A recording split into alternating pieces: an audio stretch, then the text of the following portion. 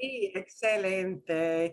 Y muy buenas. Puedo decir buenas noches. Aquí está muy oscuro. Here it's really dark, so I can't say buenas noches. Buenas noches. Okay. Se puso el sol, the sun has set, so you know we're going to start. Vamos a empezar. We are going to cover a couple of things. I hope maybe even 3 if we, well, kind of, if you stretch it a bit. But the one thing you probably should have handy, and I'm going to put it on share screen so that if you printed it out, you can say, oh, shoot, yes, I forgot to get that. Yeah, make sure you grab that or pull it up on a second screen if you didn't print it and you're comfortable using 2 screens, whichever, lo que sea, whatever it may be. But do pull that up. That's what we're going to be using. Those are your prompts for using echar. So do please find wherever you've got that squirreled away. I know I frequently think I'm all ready, and then it's like, oh, that one piece of paper, I forgot to grab it, right? We all do that. So, okay. Una persona más. Okay, a couple extra people came on in here. Aquí vamos, here we go. We're going to check out a few things which are kind of fun in our Destinos video. So I'm just gonna like pick a couple things. One will be kind of a grammar thing I'll show you, but a lot of them are little word choices they make, because this was an interesting episode, albeit a recap, a clips show, as my kids like to say. Oh, it's a clips show. And it is, you know, clips from the past episode to remind you of everything that had happened. But there are some interesting, very colloquial things, some very colorful terms, some deprecating and not self-deprecating things that are thrown out in that. But some of that may have kind of missed you a little bit. So we're going to do just a quick walk through that. We are going to work a lot on this verb echar, echar. Y las formas de echar son fáciles. The forms of echar are easy because it's a regular verb. Es un verbo regular. Echo, echas, echa, echamos, echan, así. Es fácil. So we're going to do yet another little video on echar before we go off to do breakout room practice. I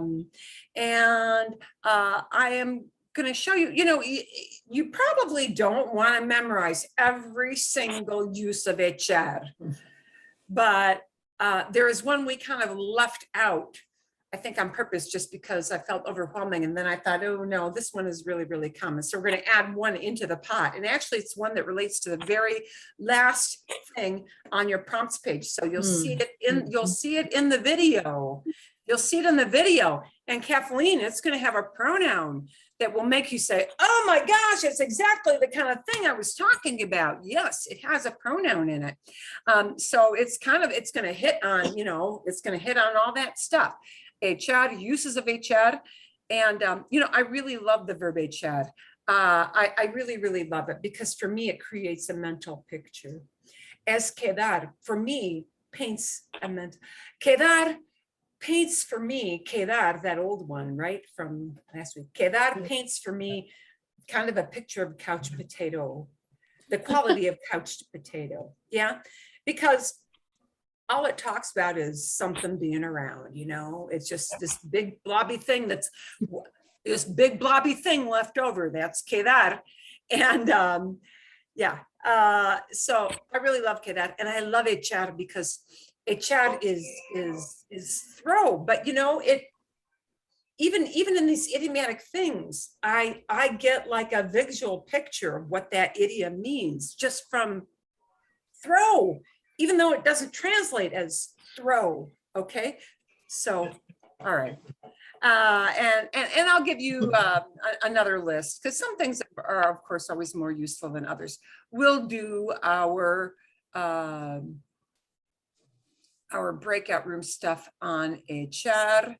And we're going to probably talk a little bit, I hope to fit this in, this whole thing of, oh, shoot, do I use a pronoun? Do I not use a pronoun? Well, this came up with quedar as well, didn't it? And it came up because the same reasons. You know, sometimes you hear things reflexively, less so the reflexive thing with echar, to be very honest, less so. But nevertheless, pronouns that can be used with echar, and just know that that means we're adding another human being who isn't doing anything, but is receiving the action of the echar, yeah? Is receiving the action of an echar. So that's what purpose those are going to serve. Vale, vamos a empezar aquí. We're going to start off with our destinos, because we had some fun things that happen. And I want you to notice one grammar ease thing. There was one thing they used a lot, one structure they used a lot. And that structure, I'm going to put it up on the whiteboard to start off. If you did not notice this, I've got a couple of, it's going to make me write. Here you go. Second grader writing. We're back in the second grade because I can't write with a mouse, people. Abia.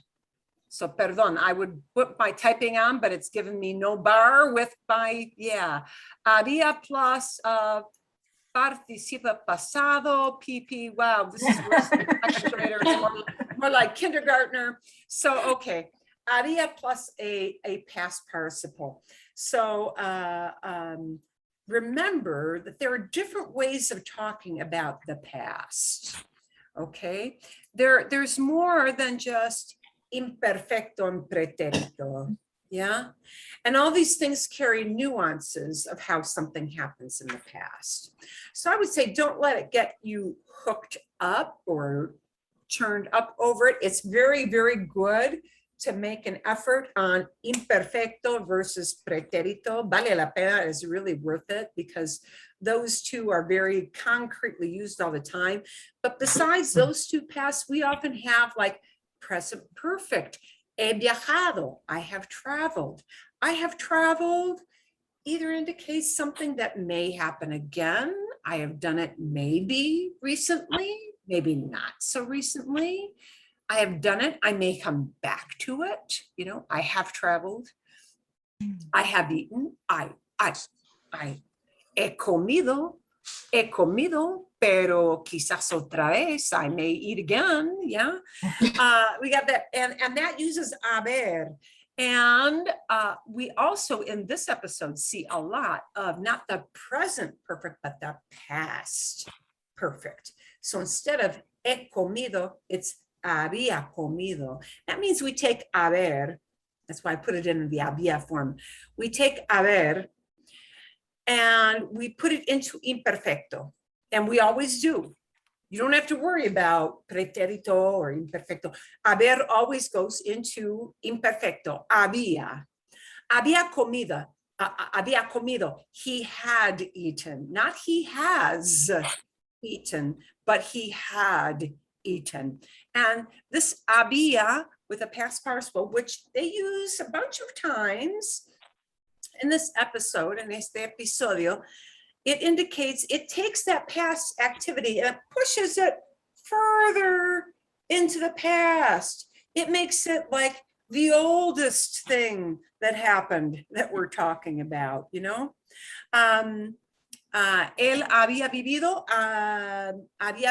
muchos años en ese barrio. He had lived in that neighborhood many years.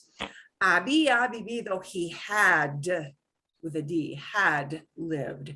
So it takes that past and it pushes it even further into the past. It makes it essentially like the oldest event you're talking about.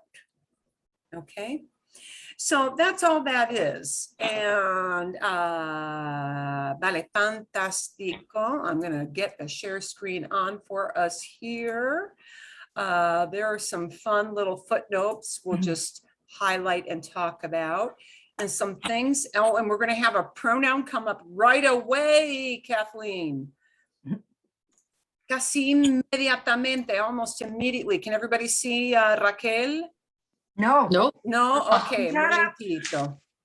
Oh, that's because I had the share screen up. I messed up. Aquí vamos.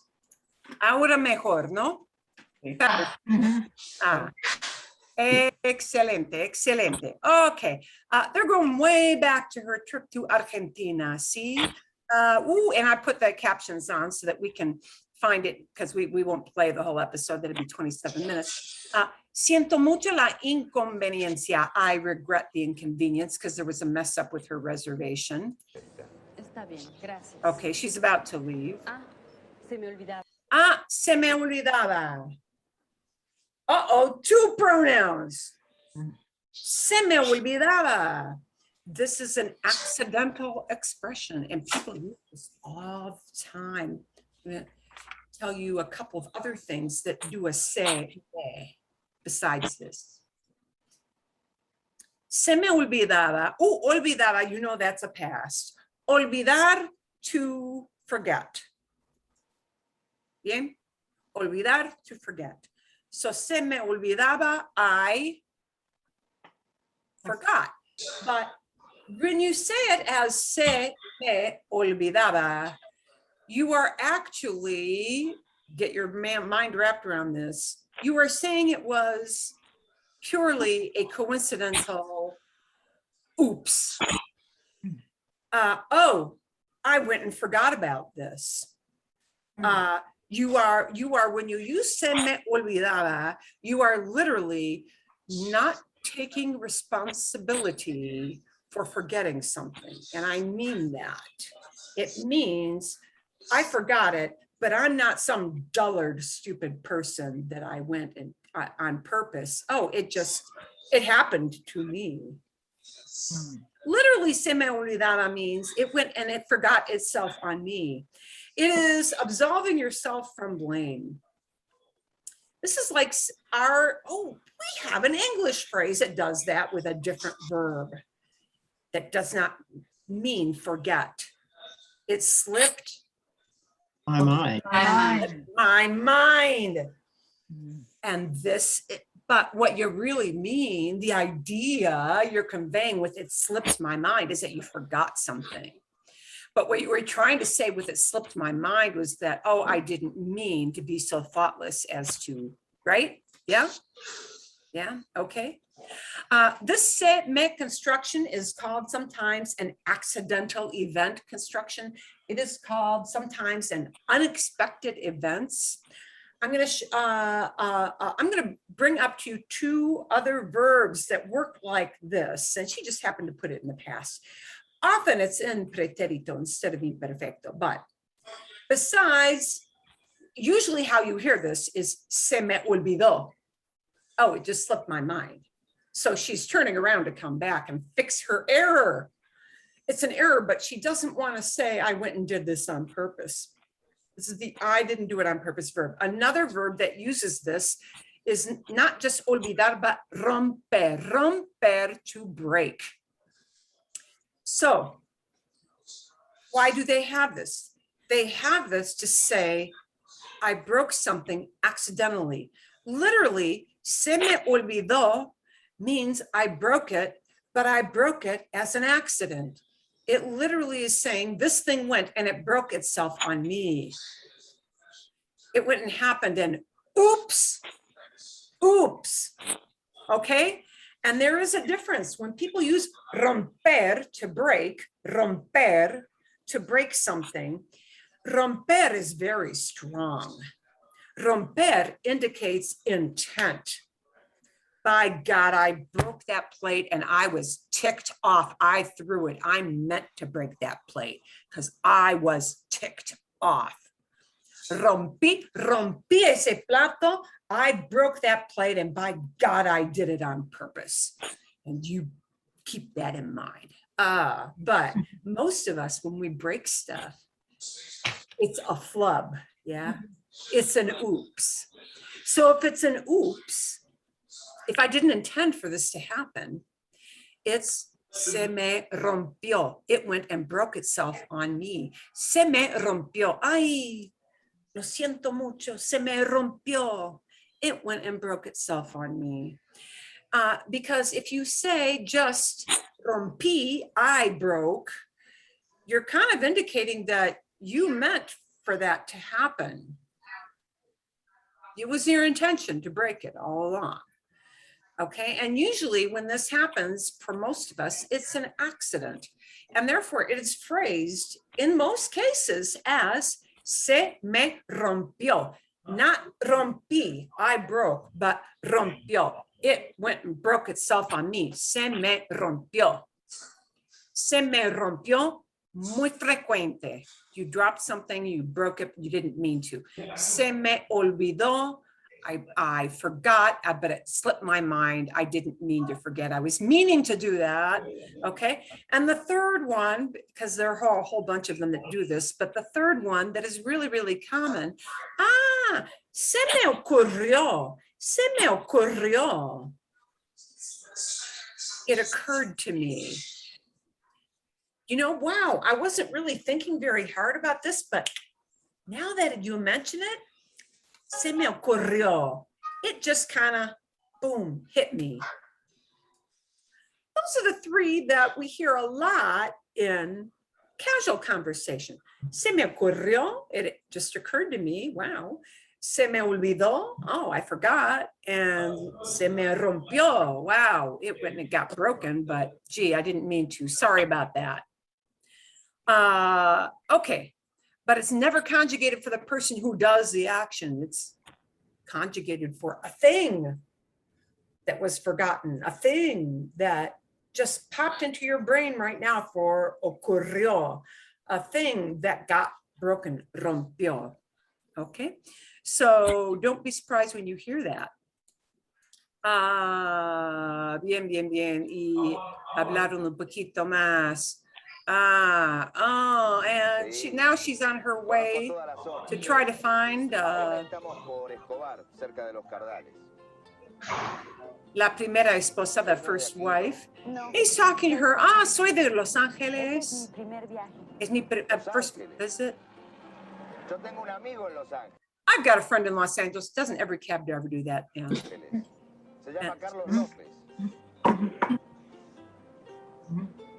And he uses a future because he doesn't mean, oh, you won't meet him. This doesn't mean conocer, to meet or to know. He's not saying you won't meet him. The lo means him.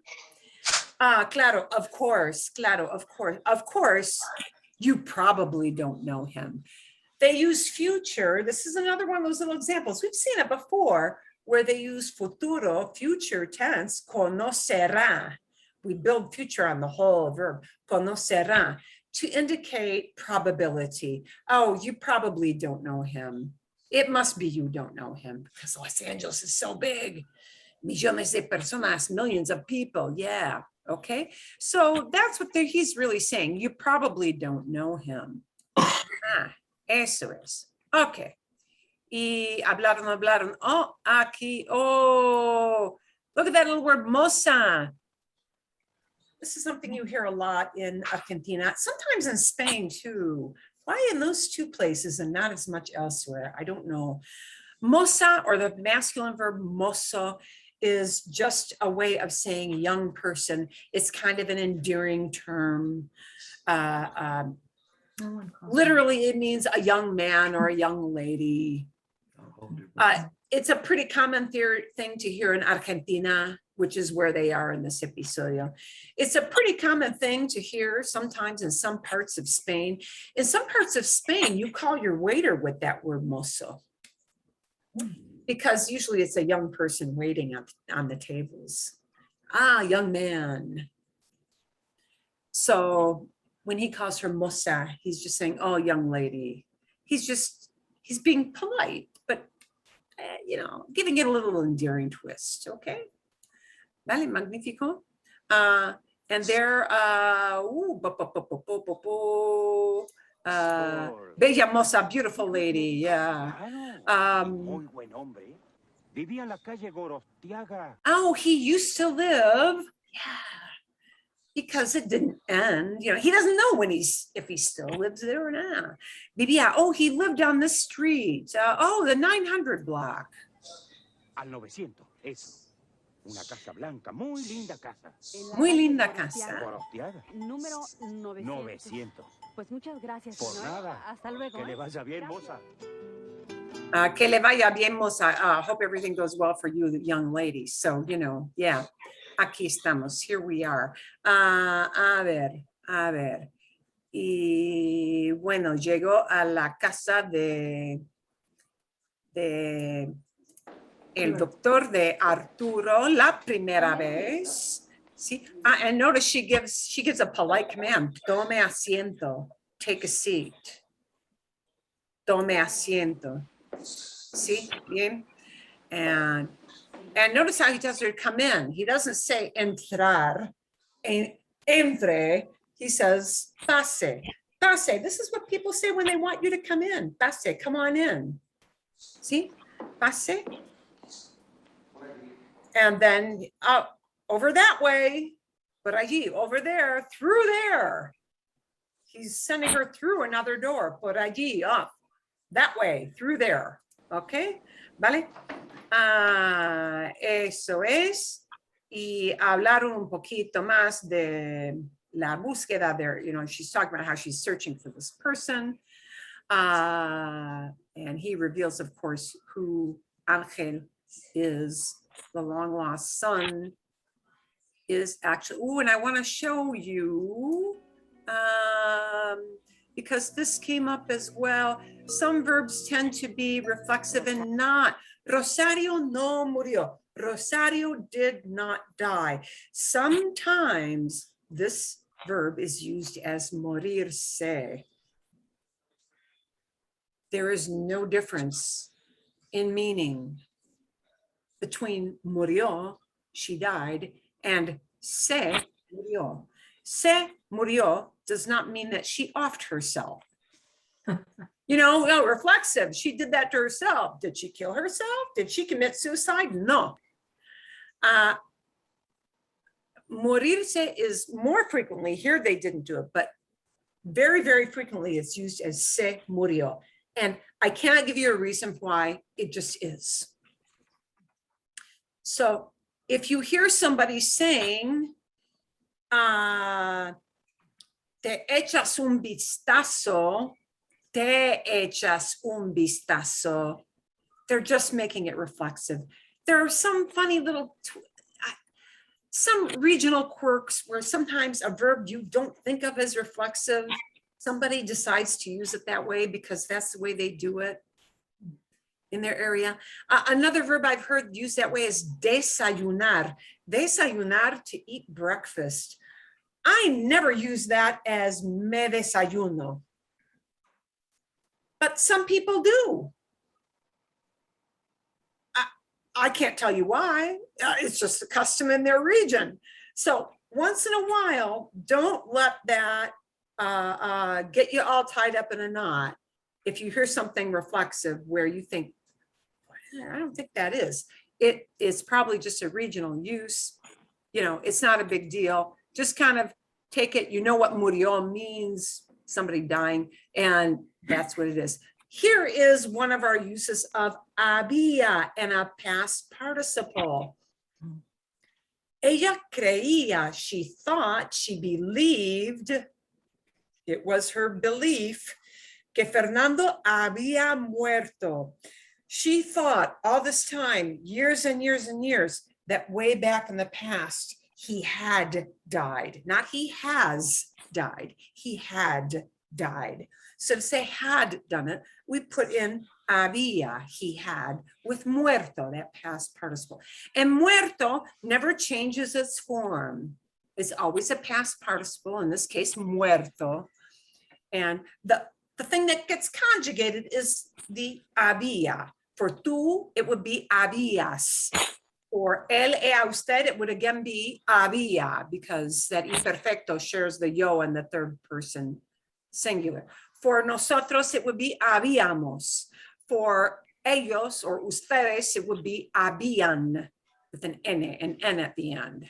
Okay, so habían muerto, he had died. It just puts that action way back into the past. Bien? Vale.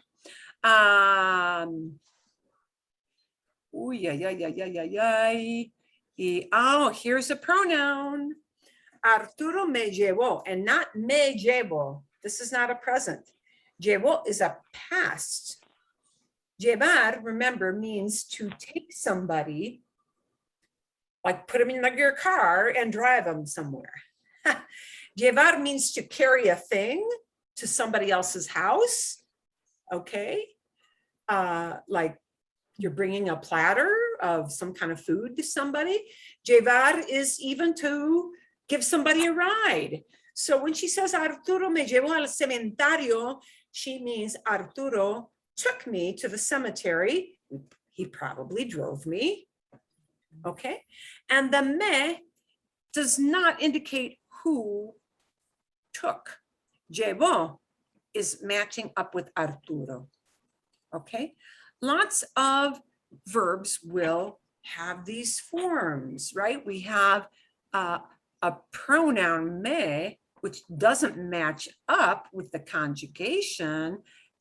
They're not reflexive. When the pronoun in front of the verb isn't in the matching form with the verb, it means that action, whoever does it or did it or was doing it, did it to somebody. So the me just means he did this to me. He drove in the car, he put me in the car. Me llevó al cementerio. He took me to the cemetery. Romantic as he is, he probably did not sweep her up in his arms and physically carry her, but he put her in the car. He took her there, okay? And when you hear something like la tumba familiar, familiar is a false cognate. Familiar, well, kind of. Familiar does not mean familiar. Tumba familiar means a family tomb, like a family crypt in this case, because it's very common in these areas that they have these above ground crypts. So when you see or hear familiar, usually what it means is pertaining to the family. In this case, tumba familiar, the family tomb, the family crypt, lo que sea. So that's kind of a false cognate thing going on there, right? Because you think, oh, familiar. It's not a familiar tomb. It's the one belonging to his family where all of his ancestors are buried. Okay. Bien, bien, bien, bien, bien. Oh, we got another. Oh, lo que había pasado, what had happened. We're putting it way in the past. Lo que había pasado entre Ángel y su familia, what had happened between Ángel and his family. Para que sepan, ¿sí? Bien. So we've got all these little nuggets and of things that are being used here to kind of help you. Oh, we've got the big heart attack going on here. Bien. A ver. Oh, this has a couple of fun little gems. They go off to try to see if anybody recognizes his brother's photo, you know, from a long time ago. And they go down a bunch of rabbit holes. Oh, and here you see the difference. No lo he visto nunca. I have never seen him. I have, not had. No lo he visto nunca. I have never seen him. So he doesn't recognize this guy a lot. So they keep going down the rabbit hole, until, oh, they get to this lady. They think, oh, this lady knows everybody. La señora conoce a todo el mundo. She knows the whole world. Well, not really. She knows everybody.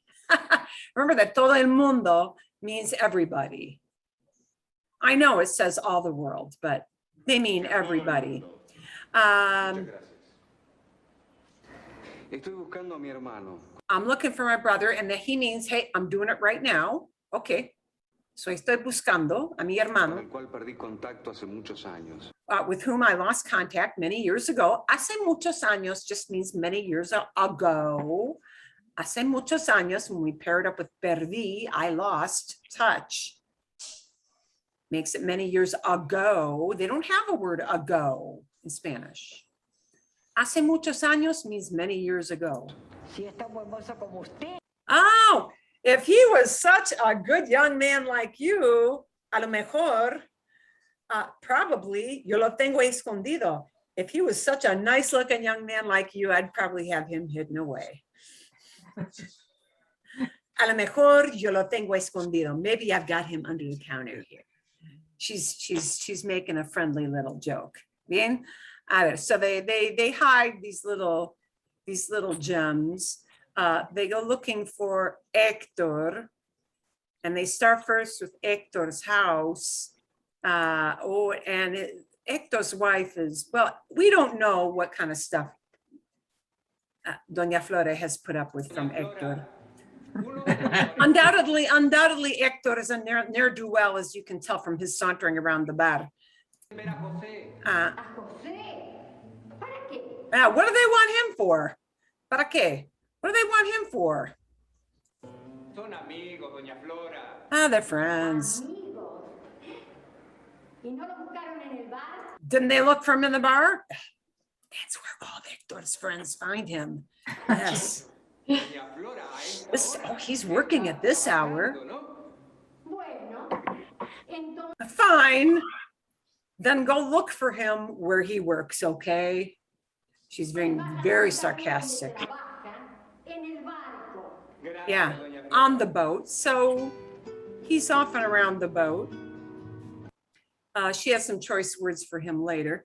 Oh, they make another little funny. Oh, we've got these kind of very tough looking guys. Oh, te buscan, they're looking for you. So he's announcing to his boss, hey, some people here to look for you. Who's looking for me? Your wife. He's being funny. We all know his wife. They're not his wife, yeah. And he's like, yeah, enough with that. Okay.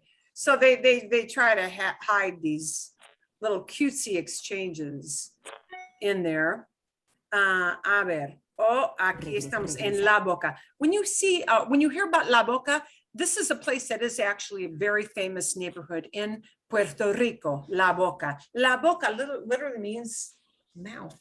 But remember that Buenos Aires is a port city, okay? And it was built exactly where the Rio Plata empties into the Atlantic. So it's a big, big port city. This La Boca is just, it's the mouth and like a delta. Yeah. So this is right on the waterfront, this area. And it's quite well known in Buenos Aires. Kind of a nightlife place, and we've got this, they meet up with Hector, and finally they hit some pay dirt. But the fun is when he goes up, he says, yeah, I've got a letter somewhere here, but I got to go upstairs. There's his wife. There's Doña Flora. You saw her before. Now you only hear her. Hector. Hector, desgraciado. You piece up. Except it's a little nicer than that. Desgraciado is you disgraceful person. Yo sé que estás ahí. I know you're down there. And Hector thinks singing is going to solve everything.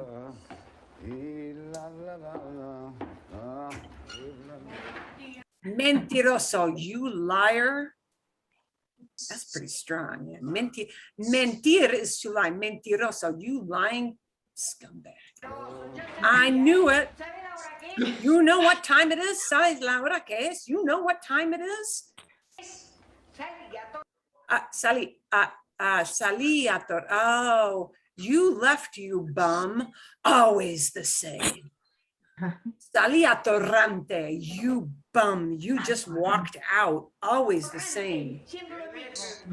Que dejen, and you got this poor guy yelling out of some other apartment. Que dejen dormir. Let me sleep. Let me sleep.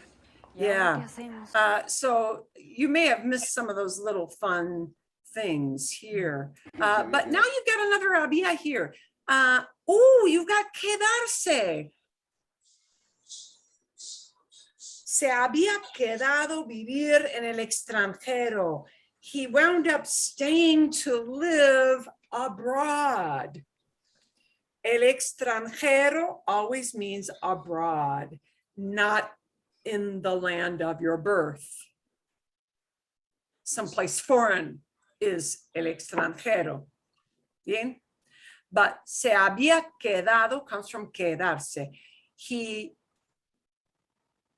settled down to live abroad. Okay? Bien? Hablaba un poquito más. Eso es casi todo. That's about it. Es todo. You do notice he have the big gate. You know, a very well-to-do house, they will have a gated front yard. You know, people often, if for a very adinerado, a well-heeled person in some of these bigger cities, they'll often have a little front courtyard that has a gate so that you have to be let in if that gate is shut, which it often will be, you know, to keep out the ne'er-do-wells or the riffraff off the street. That's a really nice neighborhood. I'm sure Arturo has no riffraff in his neighborhood. But, okay, and they leave it there, but they give us a quedarse. They give us a quedarse. Piensa quedarse. He plans this, he's reading what he wrote in the letter, as if it were happening now. Piensa with a verb means to plan, to do something. Piensa quedarse a vivir. He plans to settle down to live, to stay. He plans to stay and live en Puerto Rico. Okay. So I wanted to bring those things up because we've got our little quedar things. We've got a little bit of Abia. We've got a few pronouns thrown in here and there. Aquí, allá. Bien.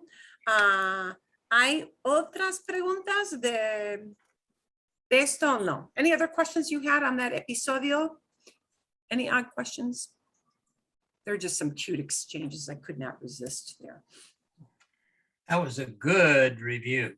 That's a good gracias. Yeah, Okay. valuable stuff for me. Well, you know, these little tidbits, they really, they make a big effort to insert little humorous or little telling things. You know, the Doña Flora, the wife, wow, they make her a real harpy, but then again, Hector is kind of a ne'er-do-well, so I'm sure he's no gem to live with, you know. We don't know how many years Doña Flora has been doing that, or whether she's just the harpy. Maybe he leaves because of Doña Flora. Maybe if you lived with Doña Flora, you would leave your house a lot too and go get drunk. No se sabe, don't know. But you know, es posible, it's really possible. So, okay. ¿Hay más o no? No? No. Nada? Okay, vamos. We're gonna watch a video on echar, because this is going to kind of reinforce and be a kind of build up to your breakout sessions. Okay. And she's going to give us more than what we need really with our prompts that I gave you to look at over the weekend.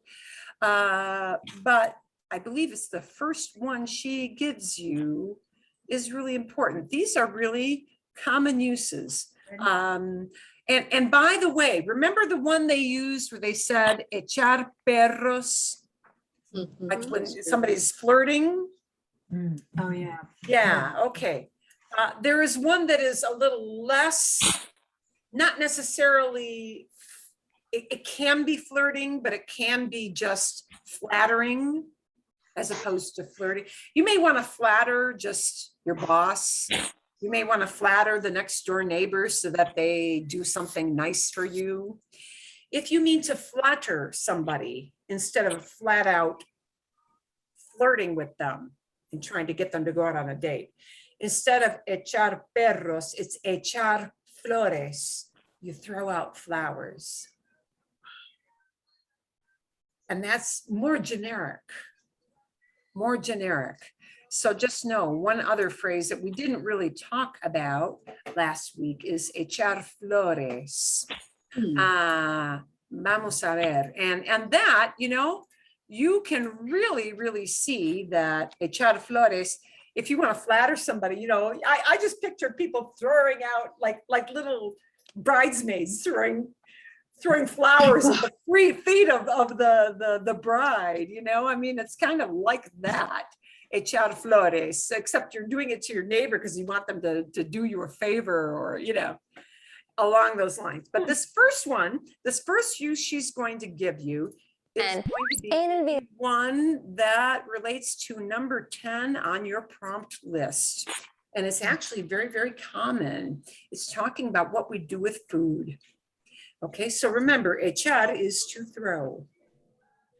Literally to toss stuff around. To toss it, yeah? Echar. video de hoy vamos a hablar sobre el verbo echar. Es un verbo muy confuso, así que vamos a ver cuándo usarlo.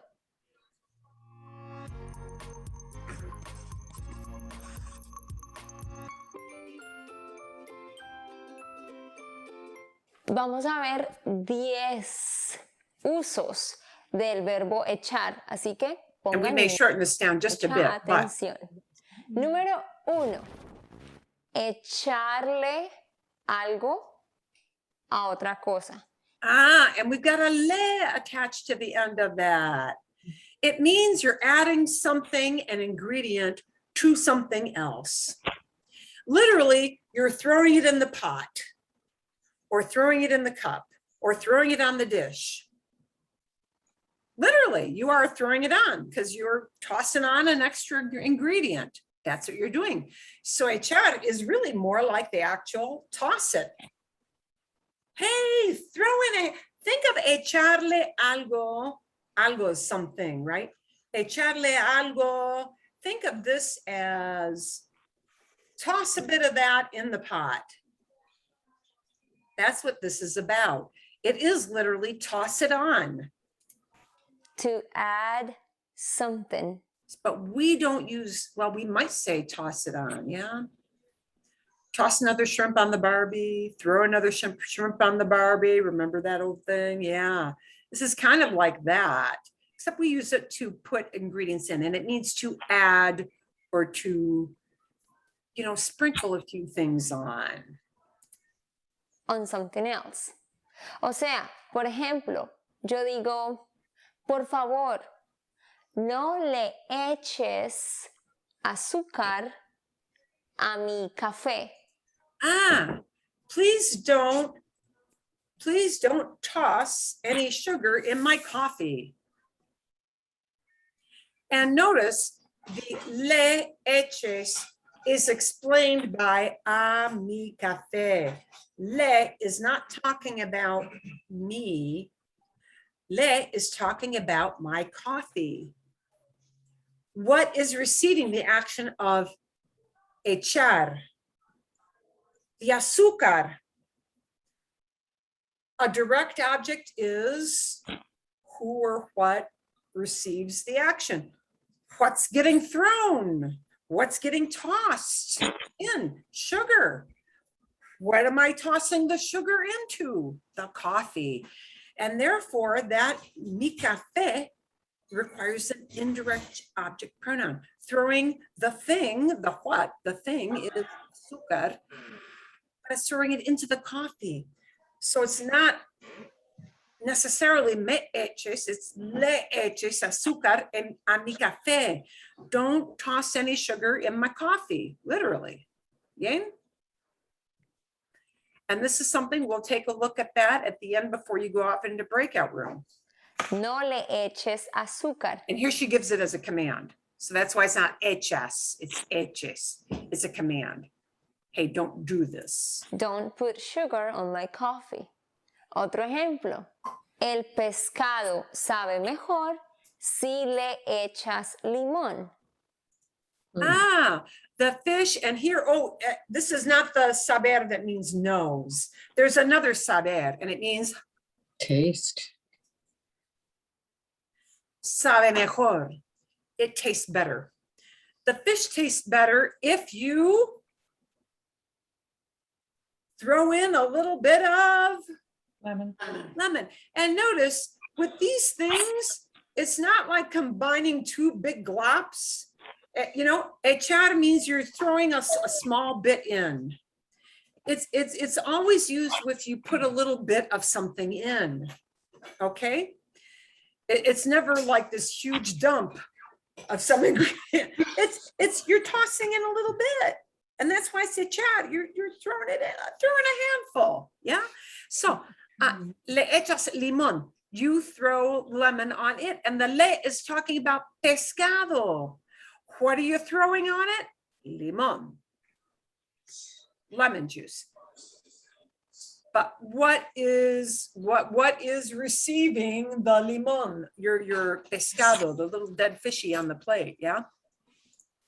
Fish tastes better if you add lemon to it. Entonces, hablamos de echar azúcar, echar sal, echar limón, echar hielo, etc. So notice, these are all not like major ingredients. These are the little extra thing you throw in. If you throw in some kind of spice, it's echar. Okay? It's a small amount of something you add. Hielo, ice. Limón, lemon. Sal, salt. Azúcar, sugar. Vamos para el número 2. Es echar a alguien. To fire someone. This is what they use for getting rid of you from work also. Oh, because when you fire somebody, literally they used to throw people out, yeah? Yeah, well, sometimes. Echar a alguien del trabajo. Por ejemplo, el jefe echó a Pedro porque era irresponsable. The boss fired Pedro because he was irresponsible. A Paula la echaron del trabajo porque siempre llegaba tarde. And why is it la echaron and not le echaron? Who did they toss out on her ear? Paula. Paula. She directly received the action of, you got the boot, gal. So she's a direct object. Who got fired? Paula got fired. It's not like I'll take this lemon, and sprinkle it on the fish. No, no, no. Who got the boot? Paula. So that's direct.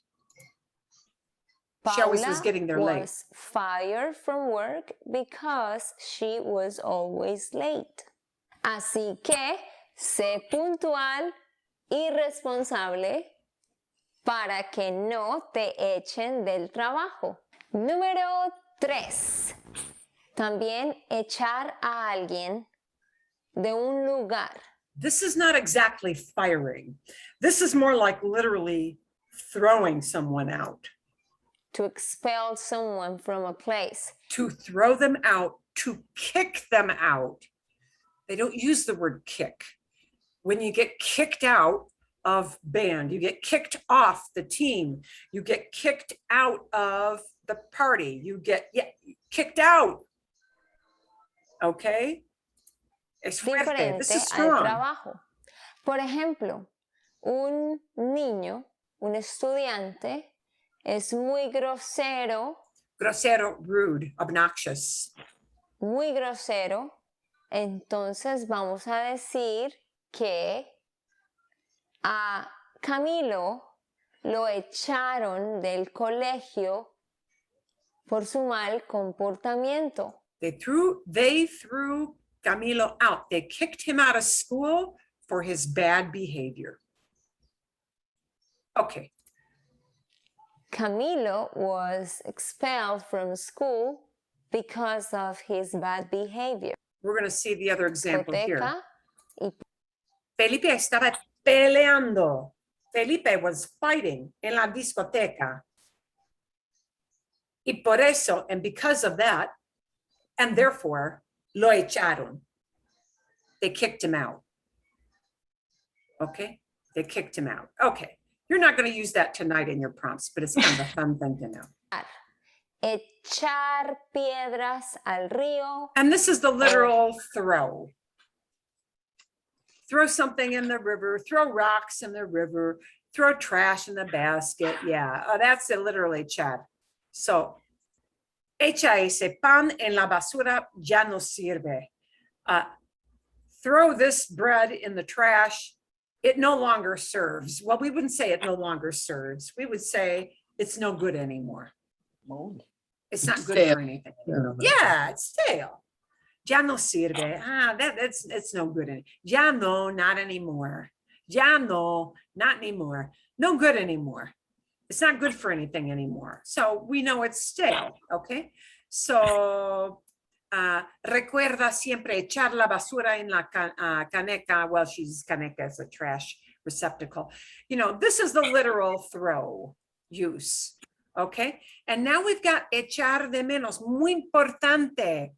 Echar de menos es muy, muy, muy importante. Whenever you miss a person or you miss something, what we use is echar de menos. Or a different verb. There are two verbs for to miss. Extrañar is the other one. Echo de menos. And te echo de menos, I miss you.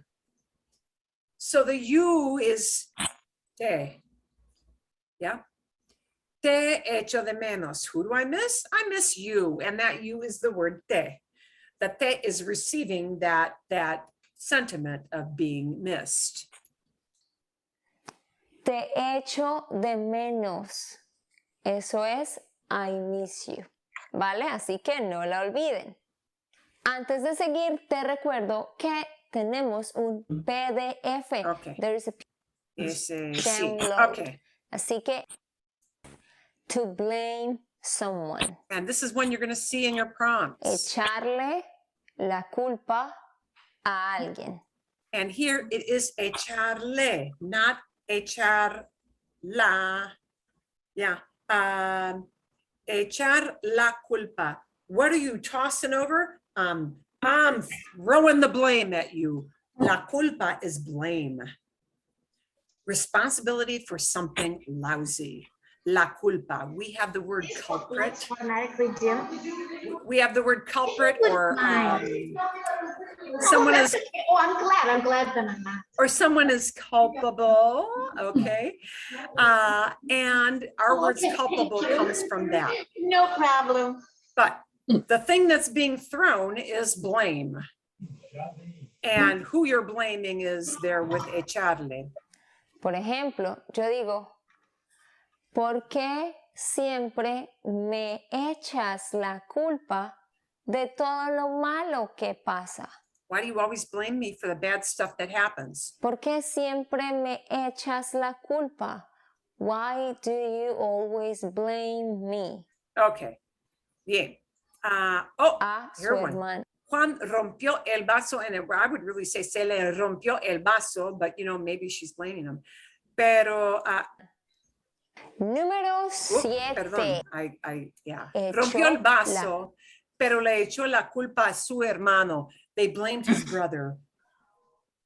Se le echó la culpa a su hermano. They blamed his brother. Okay? They threw the blame at him. So think of that literally as throwing the blame, because that's what that is. And you know what? We're gonna skip some more of these because some of these we don't know. Echarse might be to throw something on yourself. It might be. Echarse en el sofá means to throw yourself on the sofa. It means you're going to lay down. Echarse en el sillón. It means you're throwing yourself on the chair, on the couch, wherever. Echarse en la cama, throw yourself on the bed. It means you're about to take a nap. to have a rest, to just be a couch potato. Yeah. Bien. So I'll leave the rest of these for you to watch, but echarse, and then naming a piece of furniture. Echarse with a piece of furniture means you're throwing yourself on that furniture to take a break, to maybe take a nap, to rest, lo que sea, whatever it may be. Bien. So just know there are a lot of uses for echar and more beyond what I gave you, but we just can't do all of them. So, llegó la hora. We're going to take a look at our prompts, just in case there was something you didn't understand on the prompts. Pueden ver, can you see my prompts? I hope I hit the right screen. See? Okay. Que echas de menos más. What do you miss most? You can miss a human being or you can miss a thing. Yeah. So you can talk about anything that you miss from your childhood or your youth. See? ¿Quién de tus amigos viejos echas de menos más? Who out of your old friends do you miss the most? Cuando estás a dieta para bajar peso, when you're on a diet to lose weight, yeah, bajar peso, get rid of that weight, lower it down. ¿Qué comida echas de menos? What food do you miss? ¿Qué echas de menos? What do you miss? Número 4, cuando tienes mucho trabajo en casa, when you've got a lot of work at home, ¿quién te echa una mano? Who throws you a hand? Who lends you a hand? This is like using this instead of ayudar, to help. Okay, echar una mano is to literally throw a hand at somebody. Well, we say, lend me a hand, right? We just use a different kind of verb for that. You know, you don't literally take your hand off and lend it. Well, neither do you throw your hand, but that's what the expression they use. ¿Quién te echa una mano? Who, echa is conjugated for quien, a human being who does the helping. And the te tells who is receiving the help. ¿Quién te echa una mano? Who lends you a hand? See? So when we answer it, we're talking about somebody, alguien, me echa una mano. Mi esposo no me echa una mano. Bien? Okay. Or who doesn't help you, maybe. ¿A qué hora te echas una siesta? This is the throw yourself down and rest. Sí, bien, Federico. How much license do you have with the word take here? Can you also, take a vacation? Can you take, Oh, we won't use it with vacaciones. That's actually a very good question. Remember, there may not be many more. Te echas una siesta, un descanso, a rest. Te echas, resting, chilling out, being a couch potato, or flat out sleeping. Okay. Yeah, not vacation, but that's a good thought. Yeah. It's used for talking about resting, okay? Or relaxing, you might say relaxing, or sleeping. That's about as far as I can stretch that one. Número 6, cuando vas a compras a una tienda, when you go shopping at a store, ¿te gusta echar un vistazo? Do you like to take a look? Yeah, do you like to just scans what's going on, right? Echar un vistazo, take a look. It's a cursory thing. Yeah, it's a cursory thing. ¿Qué miras? What do you look at? Cuando preparas la cena para el Día de Acción de Gracias, Thanksgiving, ¿sí? ¿A qué plato echas un ojo? What do you keep your eye on? What thing that you're cooking do you keep an eye on? We can echar un vistazo, take a quick look. We can echar un ojo. And echar un ojo is take a look, but you're kind of watching it. So it doesn't burn, yeah. So it doesn't go bad, because maybe you have to stir it. Okay, echar un ojo. Número 8, cuando hay problemas en casa, ¿a quién echas la culpa? Who do you blame? That's a nice big fat one. Okay. And ¿a quién echas la culpa? Who do you blame? Echo la culpa a, and you name somebody. Siempre echo la culpa a mi hijo. Casi siempre le echo la culpa a mi hijo. Ok. Y número 9. Cuando hago comida, and this one's not a question, cuando hago comida, when I make food, see, siempre echo, you need to put in which kind of food. It might be spaghetti, it might be pollo, it might be un pastel, yeah, dessert of some kind. Siempre hecho, I always toss on what? Talk about a food and an ingredient that you put in. Bien? Okay, sí, Susana, dime. The young lady was just talking on the video, she used a charlet when she was talking about putting stuff on food. So in this case, would we need to? En 9? Yeah, sí. Do you have to have a le in there? I'm going to put the le as a maybe. There are times when people may leave that off. Okay. Yeah, they may leave that off. If you say that, they will totally know you mean you're tossing in some little extra thing. They'll Okay. understand that context completely without that word le. They'll understand it. Sí. Susana, did you have the same question or something different? Algo distinto. Gracias.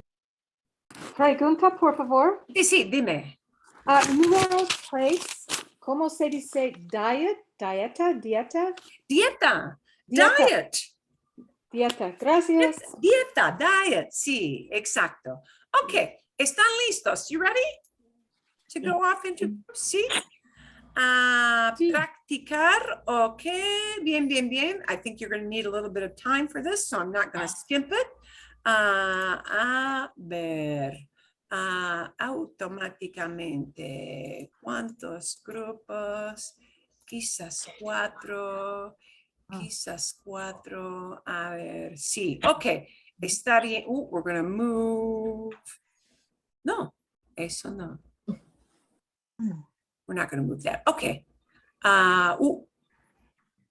Sí, we are going to move one person off here. I just want to even it out so that we've got some, mostly in 3s. There are going to be a couple groups with, one group with 2, but okay. Okay, vale, magnífico. Practiquen, por favor. You need to hit your join button.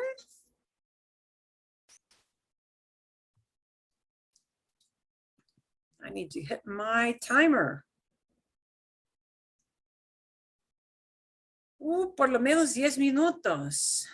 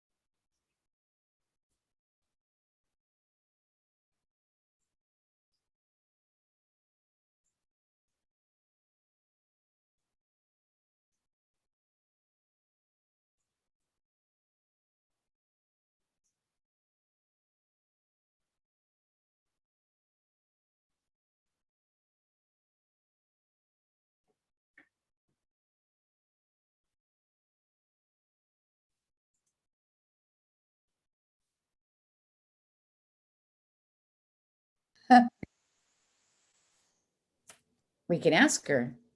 Bien, sí. How do you say boil over?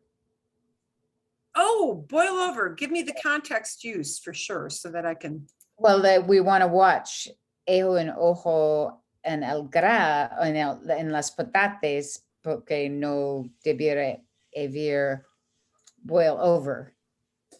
Oh. We don't want them to boil. We don't mind them boiling, but we don't want them boiling over. Bien, yeah. Hervir, right. Boil over.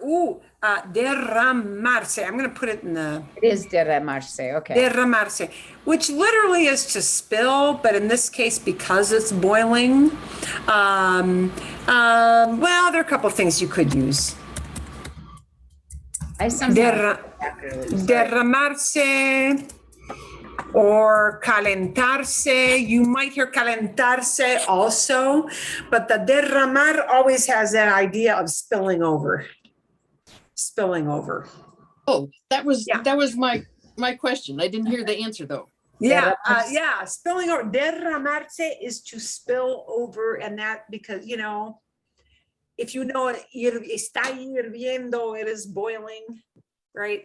Derramarse is going to mean spill over, and you know it's going to be because too hot, too much action on the boiling. Eso es, sí, es la verdad, sí. Bien, okay? ¿Vale? Bueno, hay más preguntas. Are there more questions or anything that wound up being a little hard? Sí, Patricia. For number 6, I'm trying to say when I'm going shopping and then I'm saying for clothing, I say me gusta, and then I'm saying echar un vestazo. Do I conjugate the echar or leave it as the infinitive? You leave it as the infinitive. So, okay, I'm going to put in the chat box what she asked about. Me gusta, I like to do this. I like just looking things over, right? Okay. So it's like the thing of, you know, when our response about just looking, right? You know, you're not there to buy, you're there to look. You're there to window shop, as it were. Me gusta echar un vistazo. I like to just take a look around. I had more. I said like my options before I tried. Yeah, but if you don't conjugate the echar. That was what we were trying to do. see, yeah, and it's just, you leave it as echar, because whenever you like to do something, it's that two verb combination thing. You're talking about those verbs working together. So we conjugate the first verb, and the second one, we don't do anything with, we leave it alone as the infinitive. Exacto. It's just like, quiero echar un vistazo, voy a echar un vistazo, tengo que echar un vistazo. Okay. Same thing. Necesito echar. You would not conjugate that. Okay. Not conjugate. Another one. Not in that situation. See, Okay. Susana, Yeah, I've got so- my two. Oh, so I've got my dueling many Susanas. I'm going along with, because Pat and I were together. Okay. So if I wanted to say me gusta echar a las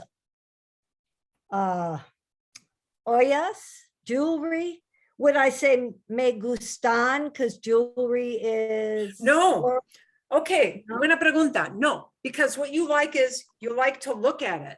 Oh, okay, so. Whenever you like an okay. activity, it Okay. stays me Okay, gusta. okay. So she's talking about las joyas, jewelry, okay? Me gusta echar un vistazo a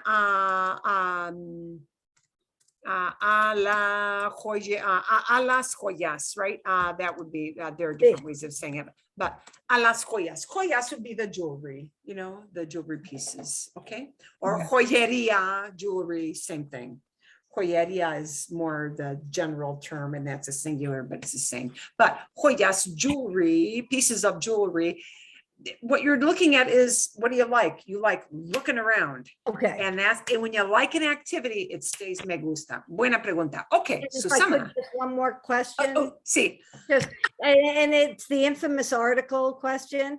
If I wanted to say I want to add salt and pepper, you know, for my food, number 9, would I say la sal?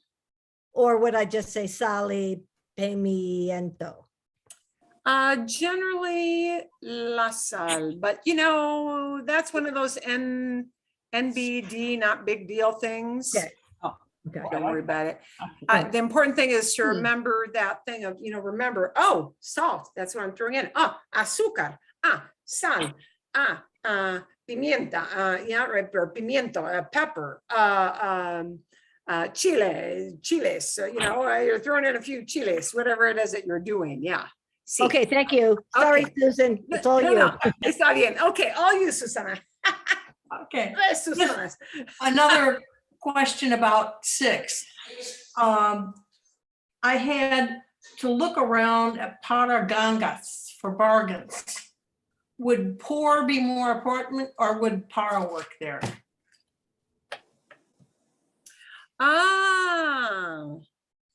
Ooh.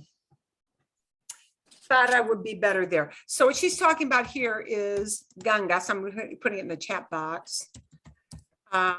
This is the word for bargains, you know, or what I like to call a screaming deal.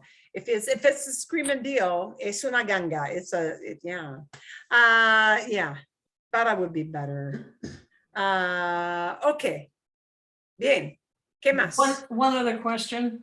And this has to do when you use the mas and the menos together to say that which person you miss the most. I put it back the way you had phrased it and went que echo menos mas, and then I looked it up to check it, and they had the mas in front of the K. And what I meant, que echas más de, yeah. Probably would have been better if I put the más right after echas, que echas más de menos. Yeah. Okay. I'm not talking about what you miss more or miss less. Yeah, we should really, what you miss most. And probably it would have been better for me to take that word más and put it right behind the verb so that I was not confusing you. So I'm going to show you again what that is going to look like. Y tengo la culpa. That is my fault for not making it clear enough. So, echas más de menos, who you miss most. Más is probably a little better right there, right after the verb. But, you know, echar de menos usually goes together.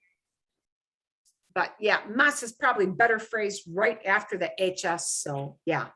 Okay. Who, and that's confusing because you've got menos and más. You've got two opposite. Yeah, things.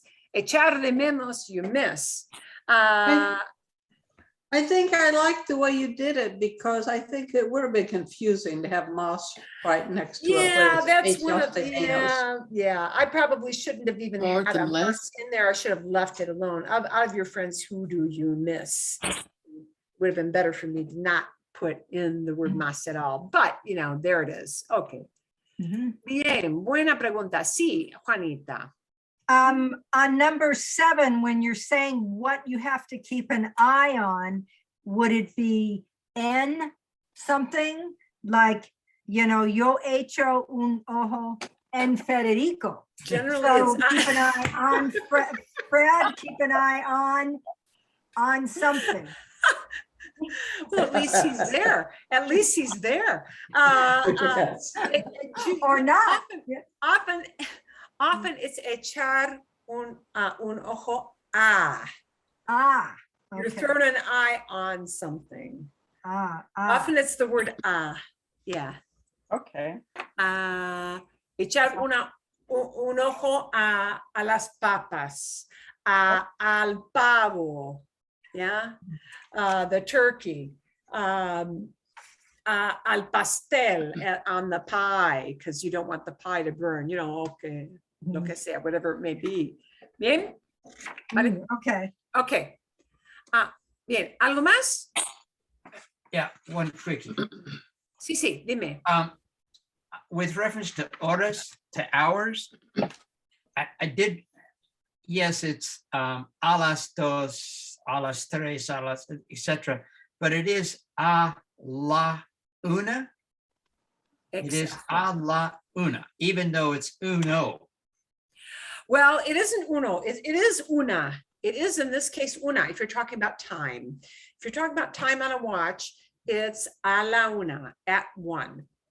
And it's una because una is referring to la hora, the Oh, hour of the day. got it. That's why it's not uno a la, no, right? Got it. Notice it's a las dos, a las tres, a las cuatro, because las refers to las horas, the hours.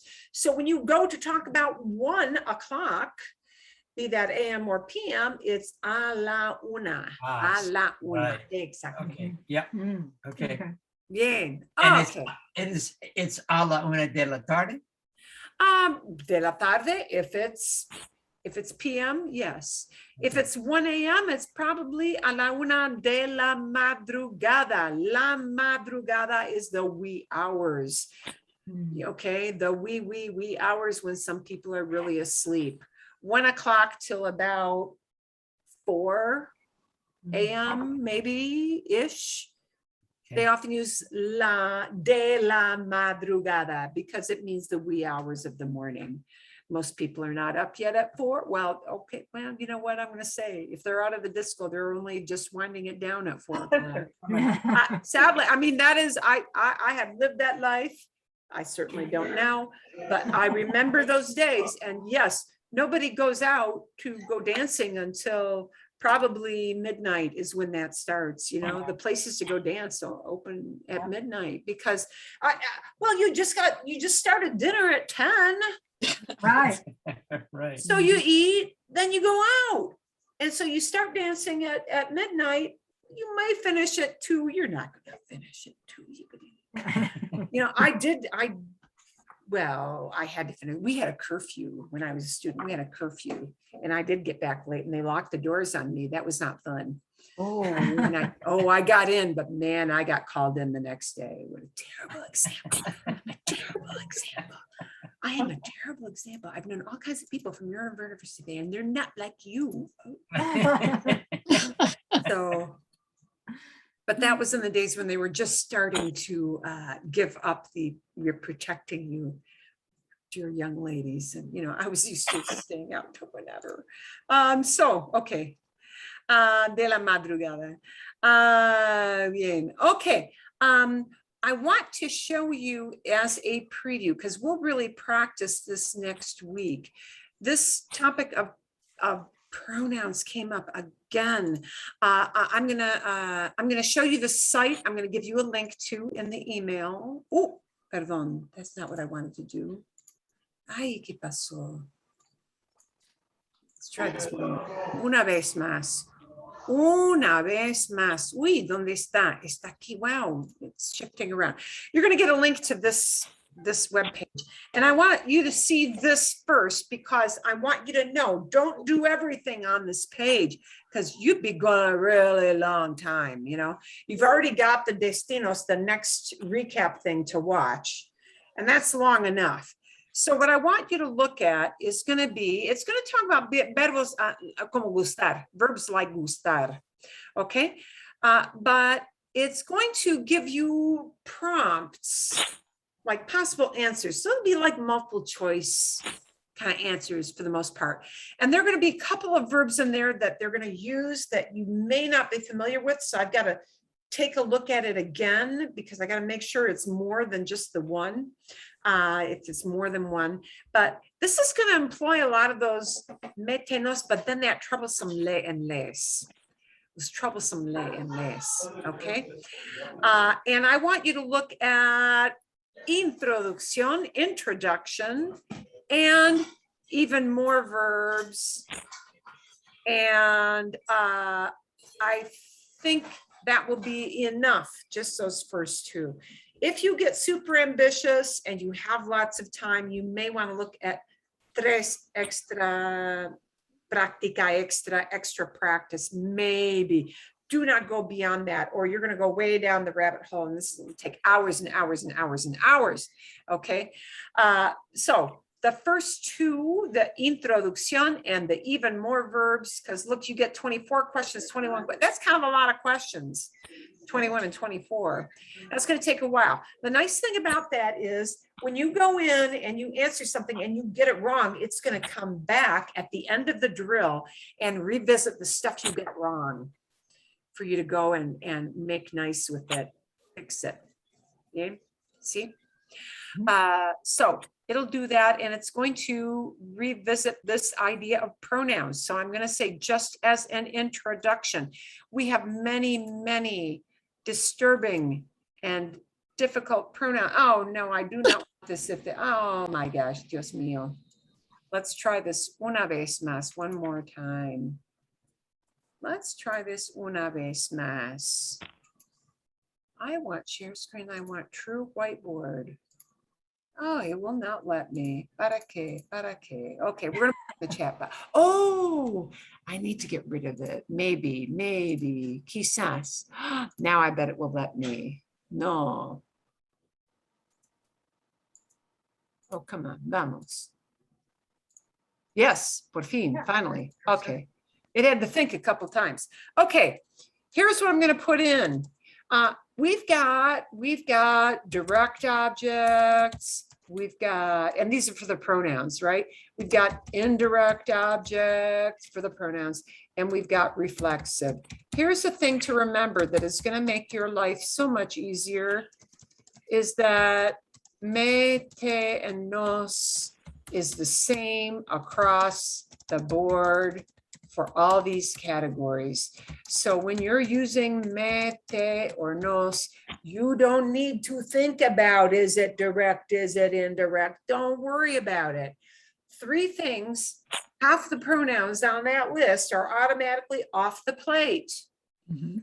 Okay, me, te, nos is always me, te, nos, no matter which category it's in. It's only the other stuff in third person you need to worry about.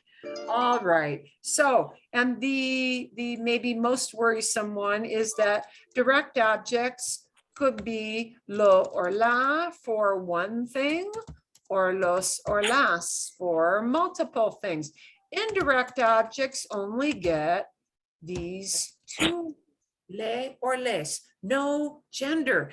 And what you're going to see in this SpanishDict.com, that screen I showed you with the 2 exercises, it's going to be using le and les with the metenos. Metenos, le and les. It's going to use that category, the indirect category. Okay. And you use some of that with quedar already. And you use some of that with echar, or you saw at least some of that with echar. And with reflexive, it's always metenos and se. Okay. Remember that out of all of these, for direct objects and indirect objects, the verb is not going to match up necessarily with that pronoun. They won't be in matching forms.